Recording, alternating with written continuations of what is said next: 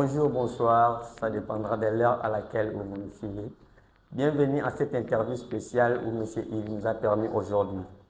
Bonjour M. Yves. Oui, bonjour monsieur. Comment vous allez? Oui, ça va bien, et vous? Ouais, je vais bien. Bon, en tout premier lieu, je vais vous donner 1 minute pour la présentation. Merci bien pour la parole. Comme vous l'avez si bien dit avant, que nous sommes maîtres, bon, pas maîtres encore, nous sommes encore étudiants à la faculté des droits, bien sûr, de l'université de Kinshasa, Ouais. à la deuxième année de licence. C'est un peu ce que l'on peut dire sur notre identité. Nous sommes également orateurs et poètes. Ok. Nous avons suivi une formation très approfondie à l'occasion de cette organisation qui a eu lieu grâce à une association scientifico-culturelle, Scriborators, telle qui est assumée par le coordonnateur principal Jean-Thomas Bonoko. Ok. Voilà, c'est un peu ça, ce que l'on peut dire sur notre identité. D'accord, merci beaucoup. Bon, sinon, je vous remercie beaucoup d'avoir répondu à cette invitation. Donc, nous sommes tellement ravis. Alors, Monsieur Yves Bampembe, nous avons un sujet devant nous qui parle sur l'abandon parental et ses conséquences juridiques sur la jeunesse en droit congolais. Qu'est-ce que vous nous apprenez par là? C'est un sujet très sensible, un sujet qui, au fait, préoccupe presque tout le monde. Ok. Vous voyez, parce que au regard des réalités de notre pays, au regard de ce que l'on vit dans notre société, en tout cas, c'est un sujet qui peut faire couler des larmes, l'abandon parental. Parce que, imaginez-vous, aujourd'hui dans notre pays, par exemple, combien d'enfants mendient en route, combien d'enfants sont aujourd'hui des criminels. Il y a plein de choses qui se passent, mais dont la source n'est pas connue. Ok. Et on ne veut pas dire par là que l'abandon parental est la seule source qui nous produit des enfants de la rue, des koulouna, et ainsi de suite. Mais en fait, c'est l'une des causes qui nous donne aujourd'hui plein de monde en route, qui mendient, qui vivent aujourd'hui sans sensibilité, sans morale. En fait, ça apparaît un peu aberrant, mais voilà, c'est la réalité. Si l'on essayait de comprendre ce que l'abandon parental en réalité, parce que l'on parle du droit congolais, mais au départ, j'aimerais vous dire que l'on conçoit ces concepts sous 2 angles. Nous allons parler de l'abandon parental dans l'angle juridique, mais également dans l'angle social, parce que ça ne se conçoit presque pas de la même manière. Vous voyez, la façon dont la société subit l'abandon parental n'est pas la même façon que dans les commerces juridiques. Vous voyez, parce que si vous remarquez bien, dans les commerces juridiques, c'est presque toujours des textes qui prévoient peut-être les droits de l'enfant, qui prévoient comment protéger l'enfant, mais pas vraiment les conséquences. Pourquoi? Parce que vous allez remarquer que même la protection qui garantit ces textes n'est pas presque bien, en fait, protégée ou encore assurée. Mais plutôt, la société subit cela plus que les commerces juridiques. Alors, nous allons y arriver. Comme je vous l'ai dit, on abordera cela sous 2 angles. Alors, l'abandon parental d'abord au sens juridique, bon, je ne pense pas, sous réserve de ce qui peut être dit, en dehors de ce que nos propos seront, mais je pense que l'abandon parental, c'est le fait pour un parent de se soustraire volontairement et durablement de ses obligations qui sont légales. Qu'est-ce que je vais dire? Étant que parent, maman, papa, dès que vous faites un enfant ensemble, bien sûr, vous avez certaines obligations que la loi vous reconnaît. Vous voyez, vous avez certaines obligations que la loi vous reconnaît. Et dès qu'il y a faillite ou encore, il y a, je peux dire, le non-respect de ces obligations-là, l'on peut tomber également dans ce que l'on appelle l'abandon parental. Donc, l'effet pour toi, parent, d'éviter à tes obligations que la loi t'impose, fait en sorte que nous retrouvons exactement dans l'abandon parental. Vous voyez? Alors, je vais dire que la protection de l'enfant, surtout aujourd'hui avec l'état des droits, constitue une priorité fondamentale pour tout État en tout cas. Vous voyez, pour tout État. Et la RDC, notre pays, a également songé à cela. Et on peut dire qu'il a un cadre normatif pour réglementer la situation de la protection de l'enfant. Alors, Ouais. pour ne pas vous couper la parole, comment l'État protège ses enfants? L'État, en fait, nous parlons trop de l'enfant, mais on doit comprendre d'abord ce qui est l'enfant. Ok. Vous voyez, parce que l'on constate que cet abandon d'ailleurs frappe sur les enfants. Parce qu'on imagine qu'une personne déjà majeure, vous voyez, Ouais. voilà même la réponse sur ce qu'est l'enfant. Parce que l'article 1er de la Convention relative aux droits de l'enfant définit exactement ce qui est l'enfant. L'enfant est toute personne ou tout être humain, mais âgé de moins de 18 ans. Vous voyez, à l'occurrence également dans notre pays, c'est moins de 18 ans qu'on est enfant. Vous voyez? Alors, ça dépend également des systèmes juridiques de tout un pays, parce que tout autre pays peut également dire que l'âge de majorité peut peut-être dépendre. Bon, si on atteint 16 ans, on est majeur. Ça dépend des pays, mais généralement, c'est à partir de 18 ans qu'on est majeur. Donc, tout enfant, c'est toute personne ou tout être humain âgé de moins de 18 ans. Alors, par rapport à la question qui est celle de savoir comment l'État protège ses enfants, j'aimerais d'abord que l'on lise ensemble avec vous, bien sûr, l'article 41 et 42 de la Constitution. L'enfant mineur est toute personne sans distinction de sexe qui n'a pas encore atteint 18 ans. On peut continuer ou on peut s'imiter? Allez-y, jusqu'à la fin. Il n'a pas encore atteint 18 ans. Voilà. Révolu. Tout enfant mineur a le droit de connaître le nom de son père et de sa mère. Il a également le droit de jouir de la protection de sa famille, de la société et des pouvoirs publics. Allez-y encore. Et des pouvoirs publics. L'abandon et la maltraitance des enfants, notamment la pédophilie, les abus sexuels, ainsi que l'accusation de sorcellerie sont prohibés et punis par la loi. Les parents, allez-y jusqu'à la fin. Ok. Les parents ont le devoir de prendre soin de leurs enfants et d'assurer leur protection contre tout acte de violence, tant à l'intérieur qu'à l'intérieur du foyer. On continue. Au fait, on peut d'abord, nous pouvons d'abord nous limiter là. J'aimerais, au fait, rappeler quelque chose. C'est que l'abandon parental peut s'exercer sur plusieurs plans. Vous voyez, parce que comme j'avais défini avant, que c'est le fait pour un parent de se soustraire à ses obligations reconnues par la loi, bien sûr. Mais il y a des obligations qui touchent les plans physiques, les plans moraux, les plans philosophiques. Vous voyez? Donc, quelles sont ces obligations? Vous voulez quand même allez-y, attendez, soyez patients. Nous avons surabonné là-dessus. Nous avons même l'abandon également matériel. Vous voyez? L'abandon matériel, c'est que ça touche les finances. Brièvement, c'est ça. Vous voyez, si un parent, par exemple, l'enfant, entendu comme mineur, n'a pas peut-être la capacité de travailler, de conclure des contrats, de faire tout ce qui peut lui produire de l'argent, en fait. Vous voyez? Alors, étant que parent, la loi vous reconnaît non pas un droit, mais un devoir ou une obligation pour vous de survenir aux besoins de cet enfant. Financièrement, bien sûr. Si, par exemple, nous sommes obligés tous, étant humains, de nous vêtir. Et pour nous vêtir, ça demande de l'argent.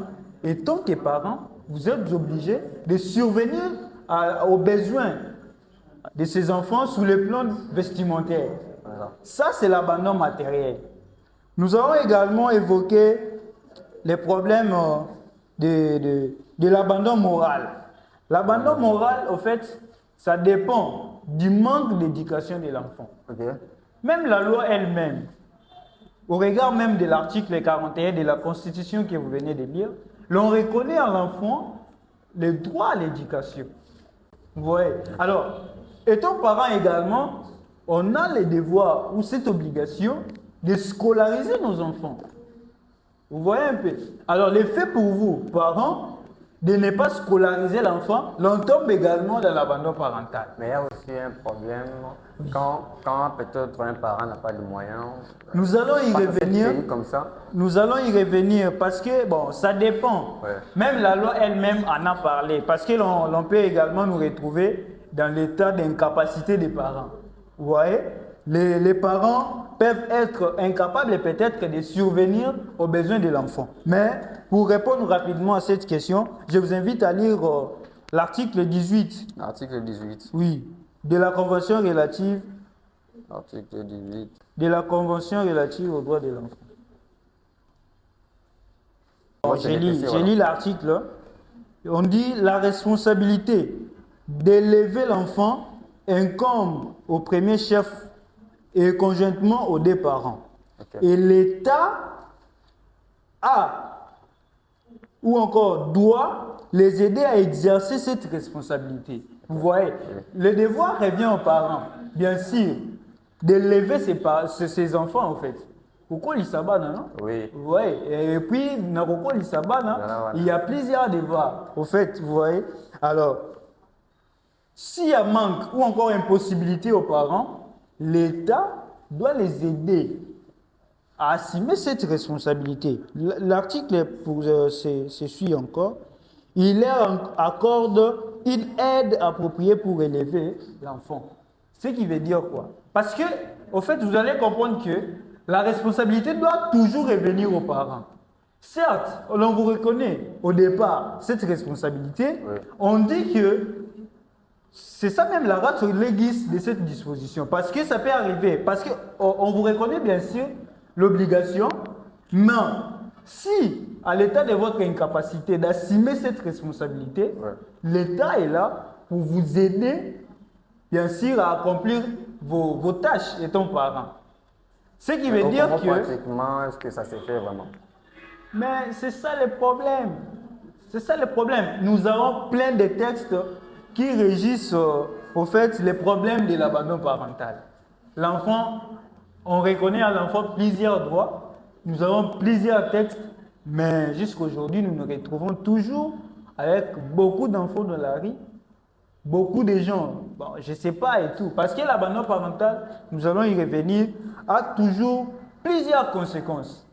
Ici, nous sommes encore sur les plans juridiques. Je vous ai dit que nous allons aussi parler des conséquences que l'abandon parental peut apporter à la société. Ouais, il faut se Vous définir voyez? parce que voilà. Voilà. J'ai répondu, je pense, à votre question, qui était celle de savoir si, Comment l'État protège comment l'État ses protège enfants. les enfants. Mais également, il faut dire brièvement d'ailleurs, si l'on pouvait résumer, parce que l'on pense que l'on a également trop parlé, Ok. l'État protège l'enfant exactement. Comment? Premièrement, nous devons savoir que l'État est une fiction juridique. L'État n'est pas une personne physique où on peut toucher. Alors, s'il vous plaît, s'il nous vous qui plaît, sommes pas du s'il domaine, vous plaît, écoutez. s'il vous plaît, s'il vous plaît. Nous allons y arriver. L'État n'est pas une personne physique où on peut toucher avec les mains. Oui. Oui, l'État, c'est pas comment vous faites le roi Yo, le roi Ngaï. Hein? Ouais. L'État, c'est une fiction, une imagination en fait. Mais cette fiction est représentée Par les par humains. des institutions. Lesquelles institutions sont en fait gérées par des humains. Ouais. Vous voyez, si on peut dire comme ça. Alors, la question de savoir comment l'État protège les enfants. Premièrement, il y a des textes. Vous voyez, venant bien sûr des institutions de l'État. Donc, on suppose que c'est l'État lui-même qui impose ces règles. L'État protège d'abord l'enfant avec des tests juridiques. Deuxièmement, l'État institue des organes pour la protection de l'enfant. D'où je vous invite également, bon, si possible, de lire l'article 74 de la loi portant protection de l'enfant. S'il vous plaît, veuillez lire parce que c'est important. C'est la Constitution? La loi portant protection de Non, l'enfant. là, c'est toi qui peux en avoir. Moi, Attendez. je n'ai pas. Toi qui peux en avoir. Cherchez chez toi et puis dépêche-nous. En fait, tu es trop sensible. Non, mais ça fait mal. On n'a encore rien dit jusque-là. Ça fait trop mal. Vous êtes tellement sensible. L'article 74 Ok. de la loi portant protection des enfants. Les organes de protection sociale de l'enfant sont notamment les conseils nationaux de l'enfant, les corps des conseillers d'orientation scolaire et professionnelle, les corps des assistants sociaux, la brigade spéciale de protection de l'enfant, les corps des inspecteurs du travail, les corps des Vous allez comprendre que l'État a institué plusieurs organes pour la protection de l'enfant. Le Conseil national. Vous avez dit la première, c'était quoi? Le Conseil national de l'enfant. Le Conseil national de l'enfant. Est-ce que vous n'apprenez pas là? Au fait, c'est comme j'ai dit, même d'ailleurs avant l'article 74, c'est le quatrième chapitre plutôt de la loi portant protection consacré justement aux organes de protection sociale de l'enfant. Donc, le Conseil national également fait partie des organes de protection de l'enfant. Si vous, aujourd'hui, vous remarquez par exemple, vous voyez que moi, mon enfant, bon, j'ai abandonné mon enfant en fait. Vous voyez, parce que l'abandon parental n'est pas seulement un effet ou encore un fait qui doit être visible ou encore un fait extérieur. Nous pouvons être également avec l'enfant dans la maison, mais je l'ai abandonné sur base des critères qui manifestent l'abandon parental. Parce que l'abandon parental, ce n'est pas seulement dans une mois dans la boîte qui est dans la balle. Non. Vous voyez, comme j'avais donné l'exemple ici, aux autres, c'est l'abandon. Manque d'affection. C'est l'abandon. Vous abandonnez l'enfant. Moralement, l'enfant est instable, déséquilibré. Alors, pour finir... Donc, la question est bel et bien répondue. Oui, il y a des organes pour la protection de l'enfant. L'État fait sa part, bien que les parents ont cette charge. Parce que la première personne à assurer la protection de l'enfant ou la survie, le droit à la vie de l'enfant, c'est d'abord ses parents. Vous voyez? Parce qu'il y a des dispositions même qui reconnaissent à l'enfant, voire même l'article 41 de la Constitution que vous avez lu, qui reconnaît un droit à l'enfant de connaître les noms de ses parents. Et la charge, vous voyez, de l'enfant revient aux parents. Mais en quelque sorte, bon, certes, notre État, bon, il prévoit des mécanismes de protection. Mais l'on remarque toujours que les enfants sont dans la... Vous voyez, parce que, excepté le fait que la responsabilité incombe les parents, l'État a également une part de responsabilité. Certes, il y a des organes, mais les enfants sont dans la rue. Qu'est-ce qui se passe alors? C'est ça le problème. Alors, pour finir, qu'est-ce que vous avez à dire à nos parents responsables qui abandonnent encore leurs enfants jusqu'à aujourd'hui? Bon, apparemment, vous voulez citer, mais je n'ai pas fini. Je n'ai pas fini, parce que l'on doit comprendre certaines choses. Vous voyez, c'était un peu sur le plan juridique. Bon, vous avez voulu que je sois superficiel, mais bon, on peut flasher justement quelque chose sur ce que l'abandon parental peut faire subir la société. Ok, vas-y, je vous écoute. Vous voyez, vous avez abandonné votre enfant, mais ce n'est pas seulement un phénomène qui cadre avec le commerce juridique, non pas seulement un phénomène familial, mais la société en subit également. Beaucoup plus, beaucoup trop. Okay. Bon, sans pour autant parler, regardez seulement les enfants de la rue. Mamboubassa la balabala. Vous voyez, il y a des enfants aujourd'hui qui rentrent même dans les bandes de criminalité. Les enfants aujourd'hui qui se déguisent aujourd'hui en volets, les enfants qui deviennent... Parce que l'État est mal organisé, disons. C'est pas ce que moi j'ai dit. Moi, je n'ai pas dit que notre État est mal organisé. Mais je me demande également, je me pose cette question de savoir s'il y a des mécanismes de protection de l'enfant. Mais qu'est-ce qui se Qu'est-ce passe? qu'il faut maintenant pour avoir ces mécanismes? Au fait, si vous voulez avoir notre point de vue, prière d'avoir patience, nous allons chuter parce que nous allons également parler des pistes et des solutions. Étant que scientifique, bon, être scientifique, un peu, c'est trop un peu fort, mais bon, étant humain qui réfléchit parce que le droit à la réflexion est constitutionnel. Même notre constitution nous reconnaît les droits de réfléchir. Donc, je peux également dire quelque chose sur un sujet. Vous voyez donc, il y a également nos pistes de solutions que vous aurez incessamment en main. Laissez-nous un peu enchaîner. Okay. Comme je disais un peu avant, il y a des organes, il y a des textes juridiques pour la protection de l'enfant, mais on est face à une ribambelle des enfants dans la rue, une marmaille de koulouna dans la société. Alors, si l'on pouvait simplifier les choses et dire que c'est la société de l'abandon parental. L'enfant est dans la rue, mais imaginez maintenant ce que peut subir la société de votre abandon. Premièrement, ces enfants-là ont un manque d'affection. Ces enfants-là seront insensibles contre certains événements. Imaginez un enfant capable un enfant, sensibilité si là. L'enfant qui n'a plus peur. Qu'est-ce que cet enfant a au fait dans sa tête? C'est compliqué.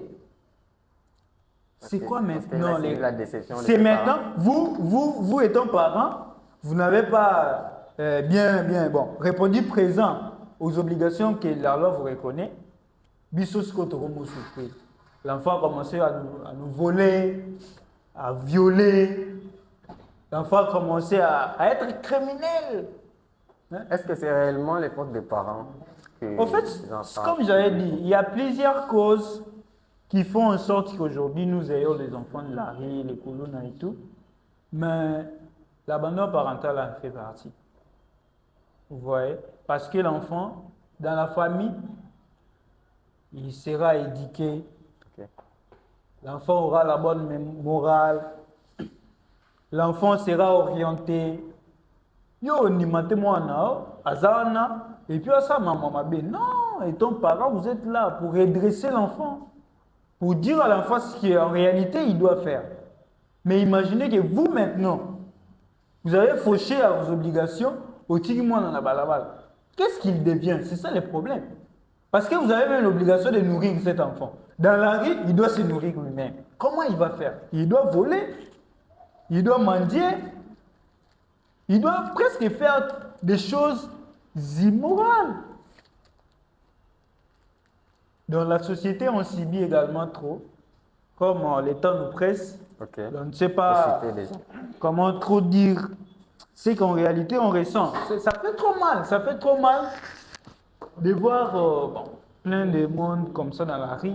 Parce que vous remarquerez que ce n'est pas seulement les enfants qui sont abandonnés, mais même des grandes personnes. Voilà. Oui, même des grandes personnes. Ils sont là, ils m'ont dit et tout et tout. Il y a trop à dire, à moins qu'il y ait des questions ou encore... Moi, mon souci était de savoir ou de vous demander de donner un peu de vie. Donc, qu'est-ce que vous conseillez chez nos parents? Bon, nos parents, étant que parents, d'abord, premièrement, étant qu'humains, et je donne également ces conseils à nos jeunes. Vous voyez? Jeunes, pas enfants, mais jeunes déjà âgés de 18 ans. Voilà. Âgés de 18 ans, quand on est déjà majeur, il n'est pas possible de faire mieux, même en étant petit. Il n'est pas possible de faire mieux, même en étant petit.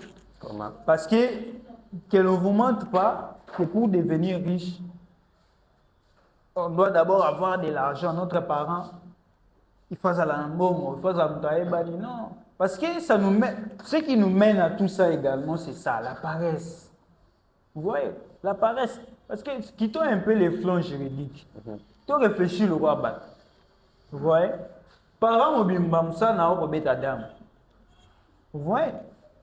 Qu'est-ce que ça peut apporter à ta famille? Imaginez. Nous sommes obeta dame. Et Ok, il y a même des parents, ils volent sa femme l'argent. Aïbi et moi 10 000 francs.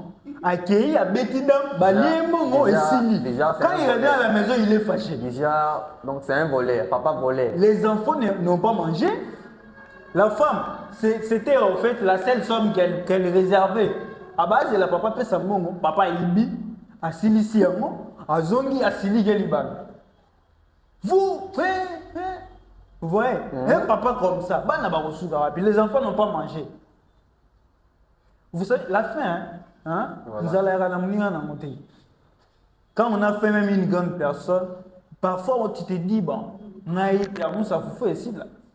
Et puis vous vous retrouvez devant la nourriture, au lieu que vous allez ici. Donc, des plaisirs, et vous menez Bissopé dans ma vie. Moi, on a l'anzalali. Excusez, laissez-nous parler. Parce que tu es trop sensible, tu parles trop. Non, mais. Tu ne coupes pas, il n'y aura pas d'arrêt. C'est ce que l'on voit chaque jour, en fait. C'est ça le problème. C'est ça le problème. Vous voyez? Bon, brièvement, je demande à tout le monde, à tout Congolais, tout jeune, nous également, nous ne sommes pas exclus, de pouvoir prendre nos responsabilités à main. Non pas attendre tout le baraté, pays n'abusé que bon maté, président depuis Tocha et tout. Non! Toi-même, il faut travailler. Oui! Président, toi tu manques du boulot, viens. Toi, non! 10 000 francs, il y a des mamans qui se débrouillent. Au lieu de ça, maman B, à l'idée Sabana, à ça, maman, on a 10 000 francs. Donc, tous nous pouvons faire l'effort. Vous voyez? C'est en fait ça. Mais sur nos pistes de solutions, l'État également, à la part des choses, il doit renforcer ma contrôle et tout parce que je ne peux pas trop entrer là-bas, cher ami. Il faut indiquer. Je te donne encore quelques minutes. Non, on n'a plus de minutes. Oh, vous m'avez dit ici. Non, mais moi, si je te donne, c'est-à-dire il y a des minutes. Non, mais ça fait mal au fait. Ça fait mal de voir les enfants comme ça. Imaginez, parce que la loi même, la loi interdit d'accuser l'enfant de la sorcellerie. Non, c'est interdit, c'est prohibé. Même la Constitution elle-même en parle. À combien de Mais s'il a des preuves alors? Vous dites? S'il a des preuves. Il n'y a pas de preuves de sorcellerie, monsieur. Il n'y a pas de preuves de sorcellerie. Quelqu'un. Bon, qu'il soit sorcier ou pas, c'est ton enfant. Et puis la loi interdit d'abandonner l'enfant pour cause de sorcellerie. Ça n'a pas de sens. C'est quoi la sorcellerie? Donc la sorcellerie. La sorcellerie, c'est un mythe. Vous ne savez pas c'est quoi la sorcellerie? Vous avez une fois été sorcier. Non. Mais comment vous croyez à la sorcellerie? Là, vous vous abusez. Non, en fait, c'est une question. C'est une question. Personne bon, c'est pas tout le monde qui a une fois été sorcier pour savoir que la sorcellerie existe. Vous voyez un peu? Donc toi, tu as été sorcier. Non,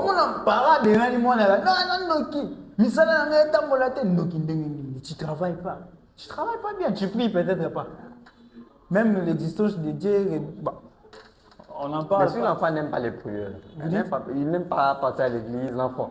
Donc il est sorcier. Donc cet enfant est sorcier. C'est ça des critères là, ça définit déjà qu'il est sorcier, non? C'est pas être sorcier. En fait, ça dépend des croyances. Ça dépend des croyances. Mais tu vis chez ces. Et si je vous disais que moi je ne crois pas que Dieu existe? Ça dépend des croyances. Tu ne crois pas que Dieu existe? Oui. Pourquoi? C'est une surprise. Surprise. C'est ainsi que l'enfant également, vous voyez, l'enfant également a le droit de réfléchir, d'opiner, surtout sur ce qui lui concerne. Quand il s'agit de lui, l'enfant doit parler, il doit opiner. Ou même en église peut-être, oh bah bougie, moi je suis au fait sensible à ça. Je n'ai pas de magie. Vous voyez? Et parce que vous êtes parents au même non.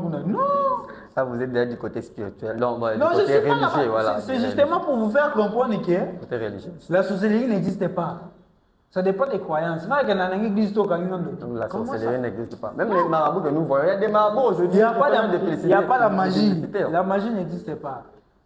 Ce sont des choses naturelles. Non, mais mon cher, là, tu veux pousser les choses. Non, mais soyez sérieux. Il n'y a pas la magie. La magie n'existe pas. Il y a les marabouts qui font même des publicités. Qui sollicitent des gens de venir prendre. Ce sont des trucs naturels. Ça s'est passé avant. Même Jésus, quand il guérissait les gens, hein, il faisait moi un phénomène. Tu peux dire que c'est la magie. Avec ça, tu as mis sous peut-être. Lui, c'est la lumière. Excusez. Il a pris du sable. Jésus a pris du sable. Selon vos dires, hein, moi je ne sais pas si Jésus a été là. Il a pris du sable, a vu Soyi, a tiré la parole, il a mis sur Moni. C'est de la magie, non? C'est l'enfant de Dieu. On peut dire que c'est de la magie. C'est pour vous dire, si vous croyez que cela était spirituel, non, on peut voir ça, les spirituels. C'est pas de la magie. C'est de la saleté. Voilà pourquoi la magie n'existait pas. La magie n'existe pas, c'est Oui, même la société n'existait pas. Il ne faut pas oublier un moment jamais. Donc c'est une façon pour vous d'encourager mais les également, marabouts. voilà, écoutez, s'il vous plaît. Vous savez qu'il y a des effets. L'abandon parental a des effets juridiques. L'effet pour vous d'abandonner ou de renoncer à vos obligations, vous devez en subir des conséquences. Vous devez peut-être subir une responsabilité civile, une responsabilité pénale, mais également on peut vous soustraire, vous voyez, votre autorité parentale, partiellement ou totalement, ça dépend. Le code de la famille de notre État en parle. Vous voyez, bon, yo au dénoncé nao, moi nao yo bon, tout le monde autorité non étant parent sur cet enfant. L'enfant pourrait désormais appartenir soit à l'État, aux orphelinats, soit tu vas adopter moi. Voilà. Ouais, comme toi tu as renoncé à l'enfant qui bat. Vous voyez, en fait, c'est un sujet très sensible. J'ai compris que vous encouragez les marabouts. Qui demande vraiment qu'on en parle. Je vous avais dit ici que l'on peut en parler même 2 jours ici là. Ça fait trop mal. Donc, très mal. Normalement, il faut avoir le temps pour ça. Parce que c'est un sujet très important. Et ouais, parce que la famille c'est le socle de la société. Sans famille, on n'a pas de société. Si on a des... Ouais. Mais comment? Société, elles ont constitué la bateau. Bateau, na mariage. Pour ne pas aller très loin. Est-ce que c'est une question de curiosité? S'il vous plaît, c'est grâce au mariage que tu as na bana. Bana wana bazo comme bateau, bango pe babali, société zo qui bon. Ce qui veut dire au fait dans la tradition africaine, la famille c'est quelque chose de sacré. Sacré. Et le fait pour vous d'abandonner les enfants, c'est une aberration. Vous voyez, c'est une abomination. Nathan Wakala. Mais je ne comprends pas. Il faut toujours être fort pour le faire. Il faut être fort pour abandonner moi. Parce qu'imaginez la douleur ou l'affection que les parents ont envers leurs enfants. Mais ils ont vraiment vous supporter. D'où on a parlé également parce que mais ils sont incapables. D'où les devoirs de l'État. Voilà. L'État, il faut intervenir. De toute façon, au fait, tu vois. Il y a beaucoup de gens dans la rue. On ne sait pas. Il y a plein de causes, comme vous avez dit, mais on ne peut pas dire que le fait de voir les enfants dans la rue, on peut même jeter les autres. Les mendiants et tout, ça dépend toujours de l'abandon parental. Non. Au cas papa sala na nyonso atina classe bando kima, au cas melino ba jamba na esprit baby, au luli balabala, au gamani. C'est un problème des parents. Non. Ce qui veut dire que ces phénomènes a plusieurs causes, au fait. Ouais. Moi, je ne pense pas que notre pays... Quand on parle des pays, ils n'arrivent plus à chercher des solutions pour que les parents puissent prendre charge de leurs enfants. Donc, cela veut dire que même pour notre pays, ça serait tellement grave. L'État. Hein? L'État. D'accord. Merci beaucoup. C'est un grand plaisir de vous avoir rencontré aujourd'hui. Je ne sais pas si vous avez encore quelque chose à dire ou... Non, il n'y a pas grand-chose à dire. Comme on avait dit avant, Tony orateur, un nouveau poète. Nous vous invitons à la conscience et ton gène, au comité. Bon, ne pas se laisser faire. Vous voyez, c'est dire qu'on est encore petit, non, on doit essayer quelque chose. Faut savoir, ne pas dire que les Arabes parents, il faut pas ça là. nous avons l'État, l'État, il faut aller au bas, il faut s'abonner, il faut créer une entreprise. Oui, ça devient à ses obligations ou à ses devoirs. Mais l'État n'a pas de responsabilité. Donc, nous devons nous assumer. On ne vit pas pour l'État, mais l'État doit bien sûr répondre aux besoins de la société. Alors, Voilà, nous sommes à la fin de cette émission. Rendez-vous à la prochaine occasion pour une nouvelle chronique. merci beaucoup. Ciao.